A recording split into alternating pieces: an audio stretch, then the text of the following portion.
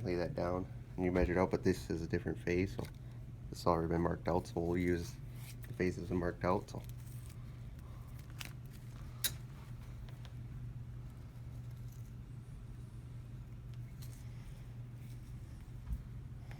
and what we tie is we tie 2 half hitches, makes a clove hitch, keeps it tight. So Okay.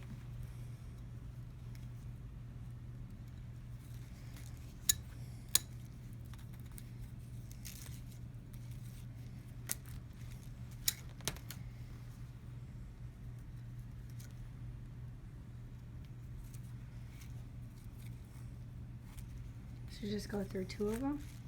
4. Or you went through all 4? We're going through 4. So I'm doing it 2. So you got 1, 2, 3, 4. Okay. See, I'm always holding it ahead of me. Different people sew different ways, so that's the way I was taught. So.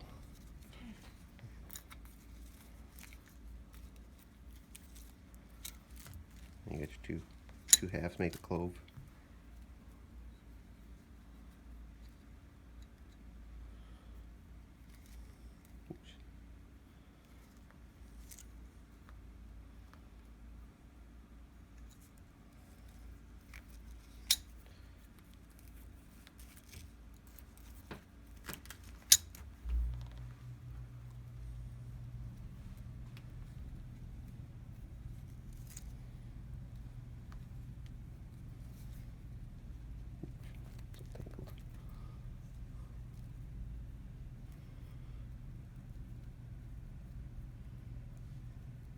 It will tangle up on you, so.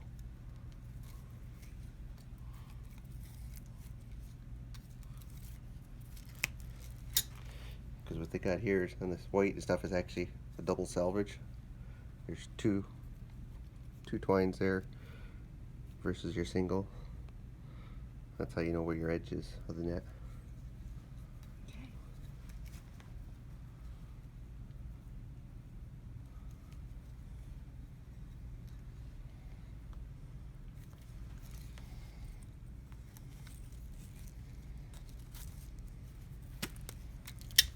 Tangle this a little bit.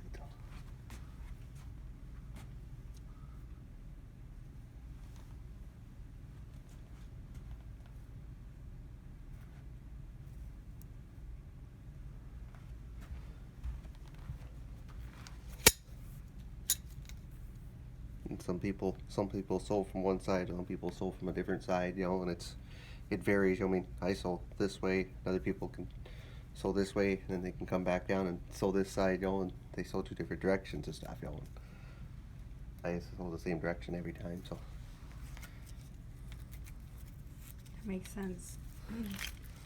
Although they can sew going down this sew. side here stuff, you know, and it's harder for me to try and sew going down this side, looking at it this way, because I'm so used to going from Are you right-handed? right side to left side, you know. So, and I pick up with my left hand, so. Oh, okay. And I'm right-handed, so. Yeah, I You know, was so trying to sew over here as a righty, and it was difficult. Yeah, see, you figure it out which way. I mean, you try different methods and what works for you and stuff. And this is the way I was taught and stuff, you know. And that's the way I keep going and stuff because it works for me. So. That's a good teaching. Yeah. I mean, there's many different ways and stuff. I mean, we got 3 people that sew up there, and every one of us sew a different way and stuff. I can look at the net and stuff, and I can tell you who sewed that net. So. You know, and just from the way the knots are constructed and everything, you know, so because when you sew it from a different direction, your knots look different and everything. So, you know, and then another guy, he sews his knots differently and stuff also. So, and then when you come over the floats and stuff, we'll put 2 on the float instead of, because you're still in the same phase. Falls in the middle of the phase. We'll sew 2 on the float and tie it down tight so your twine don't dip and stuff through. So then at the other end of your phase, you grab the other 2. Because you're running 4 in the phase, so. Or when you come over the lead core stuff here, you'll just sew from here to here. That's your phase. You won't have the extra here, so with the float. So. Some people will sew all the way across it. I like to bring them and tie them off so you have less chance of stuff dipping there. So.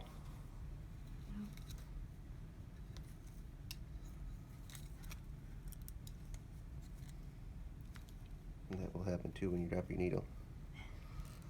And you gotta find which way she went. Uh-oh. That's a given, so it's gonna happen.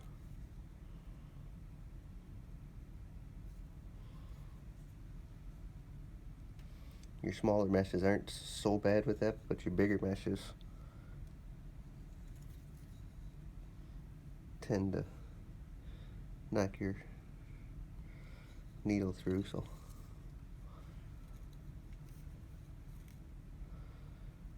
And we got, if I would got 1, 2, 3, 4, so. So this is a 4.5? Yes, you can measure them out and stuff. If you have a ruler, you can measure out what you have. At the mesh, I mean? The mesh size and stuff, so yeah. Because what they'll do is they'll measure it out. You pull 2 of the knots, measure from 2 knots to 2 knots, and that should measure 4.5 inches, so.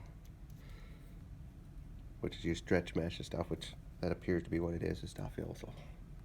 Just by eyeball, so. Without measuring it stuff, I would say it's 4.5, so. And the smaller mesh is under 3? 3 and under? Actually, they go from anywhere from down. I've seen it all the way down to like 1/4 inch.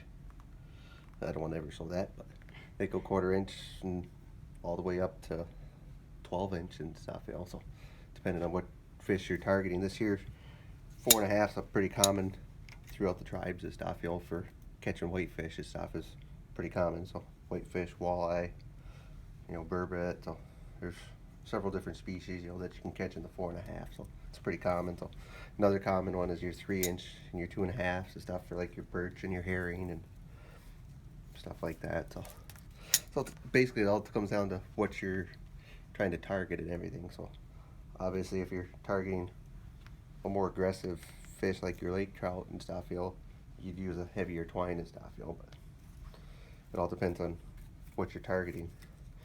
The lighter twines usually fish whitefish easier stuff, you know, so it catches them more stuff, you know. Depends on the time of year stuff too, so.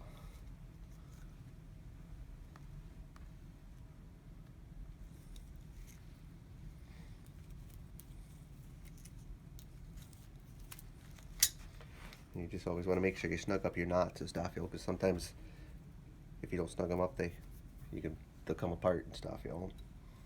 Then your twine will slide between. So. Mm.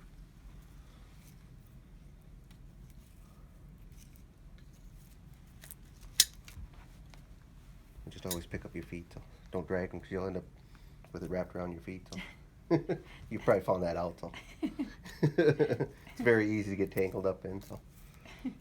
We try not to use anything that has any real big catches and everything because you'll wrap up in it, especially when you get your deeper meshes and everything. So.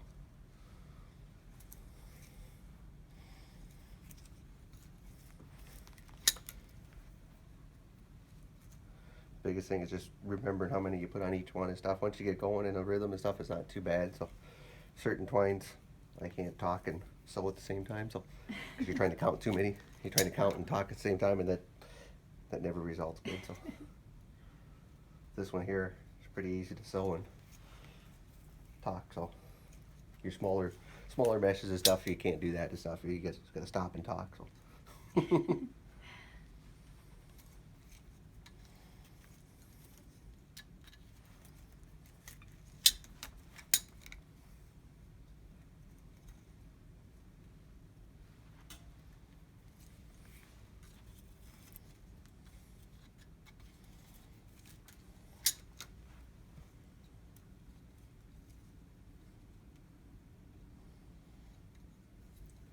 See, the easiest way for me to remember to do a 1/2 inch is you bring the one, you keep it in your thumb, bring it right through the middle of them, take the next one, bring it back over and under, so, and then you pull them tight. So.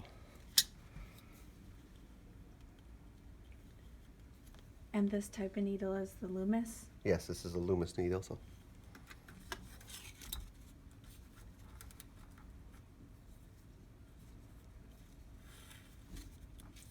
And that's what you recommend? That's what I recommend. I mean, if you don't have, I mean, a lot of people that use it at home and stuff, they use the H needle and stuff. I actually have some at home myself, you know. if I'm at home and stuff, I could fill that sitting with a thing of semen twine and stuff, and I could sit there at the couch and just wrap it. You know, these ones here, you could wrap these too and stuff, you know, but these ones are easier with a machine, so that we have. So, like if you're seeing, we turn it on, it winds it all for you. So it's got a belt-driven motor. So for home and stuff, the H needles are nice. I mean, but if this is all you can get and stuff, I mean, that's what you use. So, Okay. you know, a lot of people, it's whatever you have available. So.